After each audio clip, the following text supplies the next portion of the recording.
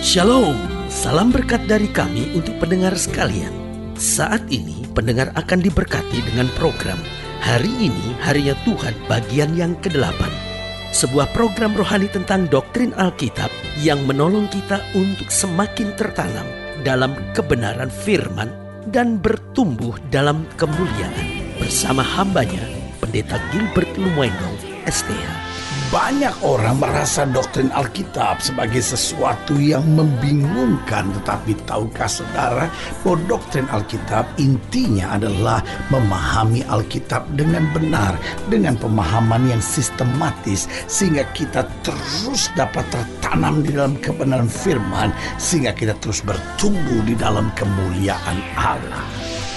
Buka hati saudara sekalian untuk menerima berkat-berkat firman-Nya hari ini.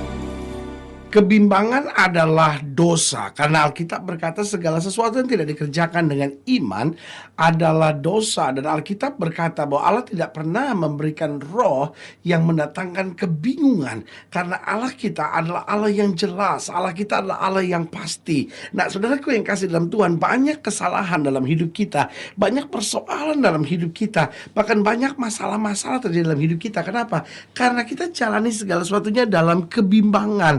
Lalu mungkin kita berkata, loh bagaimana saya nggak bimbang, bagaimana saya nggak bingung, bagaimana saya nggak khawatir, sebab masalah-masalah dalam hidup saya cukup berat, sehingga kadang-kala saya bimbang dalam mengambil keputusan, saya bimbang dalam menentukan sikap. Nah, saudaraku yang kasih dalam Tuhan, kita lupa bahwa kita sebetulnya adalah anak raja, kita adalah anak dari Allah yang hidup, Allah yang tidak pernah gagal, yang baginya tidak ada perkara yang mustahil. Makanya Alkitab berkata jelas, orang yang bimbang tidak akan tenang dalam hidupnya. Alkitab berkata, jika kamu kekurangan hikmat, minta kepada Allah yang memberikan dengan murah dan tidak membangkit-bangkit. Artinya gak perlu kita bimbang, gak perlu kita khawatir. Kita minta hikmat dari Tuhan, kita beriman, kita andalkan Tuhan, maka kita mendapatkan kepastian, kita mendapatkan ketenangan.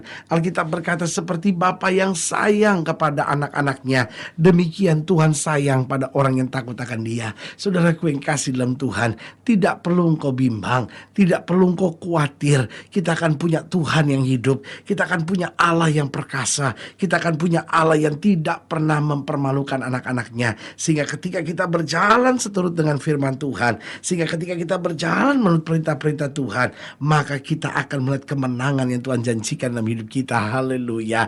Selamat datang dalam program kita Hari-Harinya Tuhan, sebuah program rohani yang kembali mengingatkan kepada kita betapa pentingnya kita menjadikan firman Tuhan sebagai dasar keseharian hidup kita. Karena selama kita jadikan firman Tuhan sebagai dasar keseharian hidup kita, langkah-langkah ke depan kita penuh dengan kepastian, kemenangan, berkat, mujizat, dan perkara-perkara yang besar. Haleluya. Dan dalam program ini kita memang sedang membahas tentang orang yang bimbang. Nah, saudaraku yang kasih dalam Tuhan, saya pelajari kebimbangan sebetulnya bukan bagian dari karakter. Kebimbangan juga bukan bagian dari sikap. Ada banyak orang yang berkata, ya pendeta memang karakternya begitu, pendeta dia penuh dengan kebimbangan, karakternya kurang tegas gitu, kurang pasti dalam hidupnya. Saudaraku yang kasih dalam Tuhan, saya jumpai bahwa orang bimbang sebetulnya bukan bagian dari karakter, bukan bagian dari sifat, tapi orang bimbang itu bagian dari rohnya. Kenapa saya bilang bagian dari rohnya? Waktu hubungan seseorang dengan Tuhan itu benar, waktu seorang itu hidup dalam iman kepada Tuhan, maka tidak seharusnya dia bimbang. Alkitab dengan tegas berkata, Allah tidak memberikan roh yang mendatangkan ketakutan. Artinya Allah tidak pernah memberikan kepada kita roh kekhawatiran, Allah tidak pernah memberikan kita roh kebimbangan, tetapi diberikannya iman, diberikannya kepastian, diberikannya kemenangan dan jalan keluar bagi setiap orang yang percaya. Haleluya. Nah, saudaraku yang kasih dalam Tuhan, pembahasan kita tentang orang yang bimbang dalam program ini, sama-sama kita lihat dari Mazmur 119, Mazmur 119 ayat yang ke-113 sampai ayat yang ke-120. Mazmur 119 ayat yang ke-113 sampai ayat yang ke-120. Demikian firman Tuhan. Orang yang bimbang hati ku benci, tetapi Tauratmu ku cintai. Engkaulah persembunyianku dan perisaiku. Aku berharap kepada firman-Mu. Nah, saudara yang kasih dalam Tuhan, lihat pemazmur berkata, orang yang bimbang hati ku benci, tapi Tauratmu kucintai. Dengan lain kata, pemazmur sedang mau berkata bahwa orang yang bimbang itu nggak akan pernah pegang Taurat Tuhan. Orang yang bimbang itu gampang jatuh bangun. Orang yang bimbang gampang berkhianat. Orang yang bimbang gampang sekali terpengaruh oleh kondisi dan situasi. Makanya Daud sedang berkata, Tuhan, aku tidak mau bimbang hati, karena Tauratmu kucintai.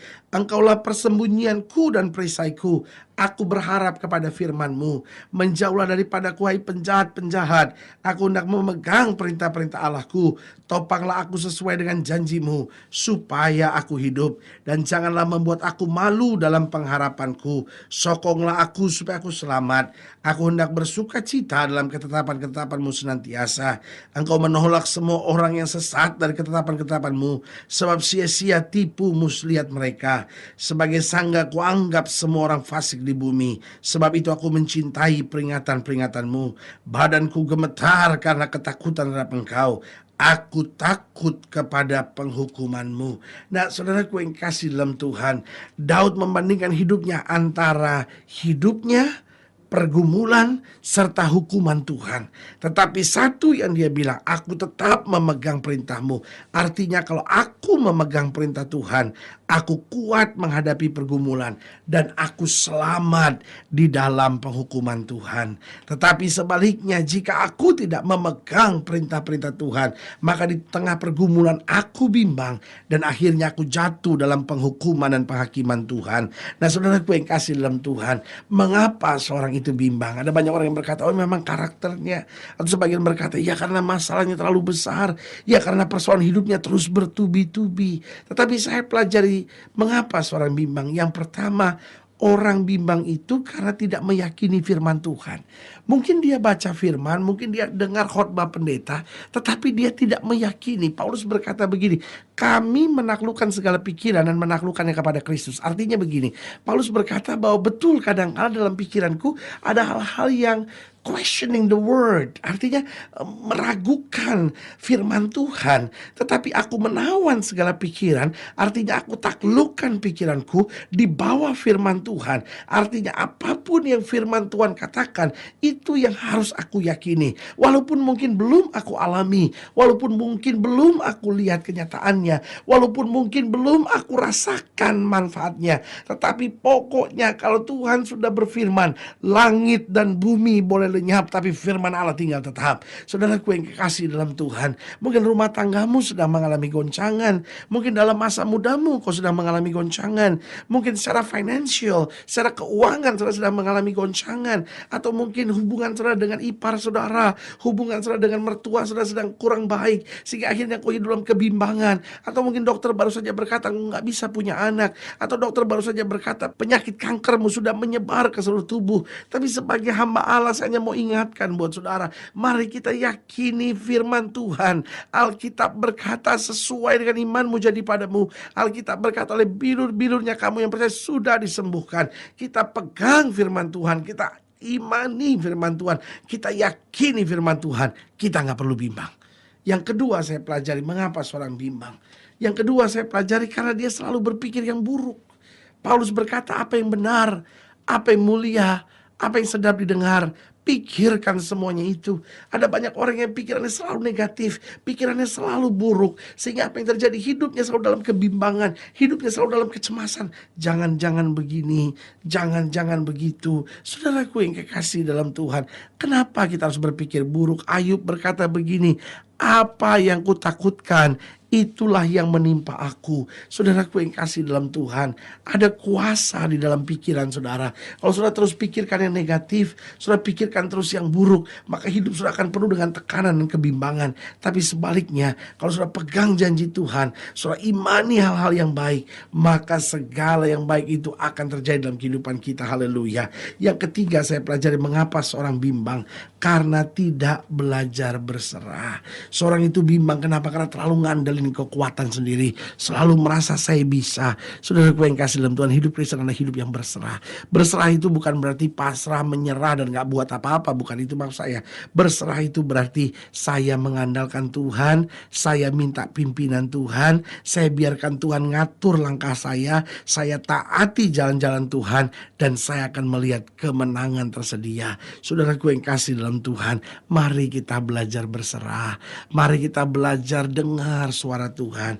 Mari kita belajar minta pimpinan Tuhan dalam hidup kita. Jangan bimbang, Tuhan gak akan pernah mempermalukan anak-anaknya. Mungkin setelah mendengar program ini dan berkata, pendeta, aku gak ngerti apa yang sedang saya hadapi. Berat sekali yang saya sedang hadapi. Pertanyaan saya cuma sederhana. Tidakkah engkau sadar bahwa kita punya Allah yang besar? Tidakkah kita sadar bahwa kita punya Allah yang luar biasa? Maukah kita berserah kepadanya? Minta Dia yang ngatur hidup kita, minta Dia yang tuntun dalam hidup kita. Maka saudaraku yang kasih dalam Tuhan, kalau Dia menuntun hidup kita, maka kita akan melihat jalan kemenangan. Ingat, mengapa orang bimbang? Karena tidak meyakini firman Tuhan. Yang kedua, karena selalu berpikir yang buruk. Yang ketiga, karena tidak belajar berserah. Dan akhirnya yang keempat, kenapa orang bimbang? Karena tidak mau menundukkan segala ketakutannya. Saudaraku yang kasih dalam Tuhan, kadangkala pikiran-pikiran khawatir, kadangkala pikiran-pikiran takut seringkali terlintas dalam pikiran kita. Tetapi kita harus menolaknya, kita harus menundukkannya. Setiap kali kita berpikir, aduh jangan-jangan anak saya nanti begini ya, aduh jangan-jangan nanti suami saya begini ya, aduh jangan-jangan keluarga saya nanti begini ya. Kita harus berani tundukkan pikiran kita, kita harus berani tundukkan ketakutan kita, dan kita mulai berani tundukkan segala tipu daya muslihat iblis sambil berkata, aku percaya Kristus akan membela aku. Aku percaya aku akan menang. Aku percaya aku akan melihat mujizat. Taklukkan, tundukkan ketakutan saudara. Pegang janji Tuhan dan selalu mengimani kemuliaan Tuhan nyata dalam hidup kita. Haleluya. Saudaraku yang kasih dalam Tuhan, jangan hidup dalam kebimbangan. Orang-orang bimbang gak akan tenang. Orang-orang bimbang akan ngambil banyak keputusan yang keliru dalam hidupnya. Dan orang-orang bimbang akhirnya akan hidup dalam kegagalan. Tapi orang yang beriman kepada Kristus selalu akan melihat jalan kemenangan yang luar biasa. Haleluya. Saudaraku yang kasih dalam Tuhan, jika saudara ingin nilainya lebih jauh, hubungi kami melalui telepon, hubungi kami melalui surat, kunjungi website kami. Karena kami ada untuk membawa Bapak Ibu saudara senantiasa lebih dekat pada Tuhan dan mengalami kasih kuasa mujizat yang luar biasa. Haleluya. Secara khusus melalui program ini juga saya mau berdoa buat siap saudara yang sakit, siap saudara yang berbeban berat. Karena kita percaya bahwa bagi Allah tidak ada perkara yang mustahil. Atau mungkin saudara sedang mengalami kebimbangan hari ini, saudara boleh taruh tangan kanan saudara di dada dan kita akan berdoa. Mari kita berdoa. Bapa, dalam nama Yesus, hamba berdoa buat setiap pendengar sekalian, khususnya mereka yang taruh tangan kanan di dada, karena membutuhkan zaman Tuhan, kekuatan mujizat dari Tuhan. Hamba doa buat setiap mereka yang terikat dengan kebimbangan selama ini. Bapa, hamba berdoa di dalam nama Yesus, sehingga kami terus meyakini firman.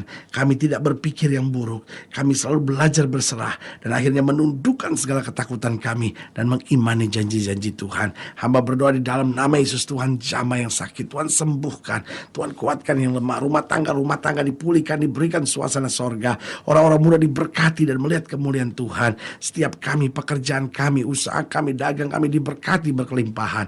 Di dalam nama Yesus kami berdoa. Haleluya. Amin. Saudaraku yang kasih dalam Tuhan, kita sudah berdoa. Ingat, tidak pernah Allah lalai menepati janjinya. Inilah saatnya buat kita untuk bangkit bersemangat, bersuka cita dalam menghadapi segala perkara. Karena kita tahu Yesus hidup, Yesus menang, dan Yesus selalu menyediakan yang terbaik buat anak-anaknya. Doa saya menyertai saudara. Sampai berjumpa pada program berikut. Dan jangan lupa, jadikan hari ini harinya Tuhan. Haleluya.